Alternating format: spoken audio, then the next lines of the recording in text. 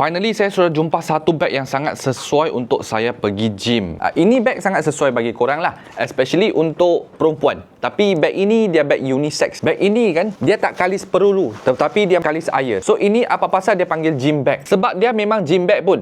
Gym duffel bag daripada jenama Bag Smart. Dalam dia PVC tau, 5.5 liter. So jenama Bag Smart mereka punya kualiti memang mantap, sangat tebal punya tau. Sini dalam ada satu zip, sama juga dengan sini juga ada satu zip. Ikut suka hati korang nak simpan apalah. Lorang pergi gym mau letak air botol ke ataupun glove ataupun singlet, semua boleh masuk sini. Tapi sini dia jenis yang getah punya. Ini macam sama juga dengan sini dua belah. So dia punya ini tali dia jenis yang macam ada spring punya. Nak bagi panjang pendek pun boleh.